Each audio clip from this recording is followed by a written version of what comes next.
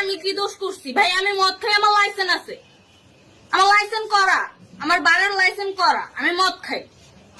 ও মদ খান, বাড়ির লাইসেন্স করা আর আছে। পেন্সিলটা কে না, দিছে? এগুলো কোনো কিছুতে আমি আসক্ত না। আপনাকে কি নিয়ে ধরছে? ইয়াবা পাইছেন আপনার কাছে? না, তাহলে আমার কাছে কিছুই পায় নাই কেন পুলিশ তো আমি আপনার কাছে just 40 কেজি ইয়াবা পাইছে? ভাই। আমি যে সঙ্গ কার সঙ্গ? ভাই, আমি ঘুরতে বেরিয়েছি। হ্যাঁ, তো ইয়াবা কার কাছে পাইছে তাহলে?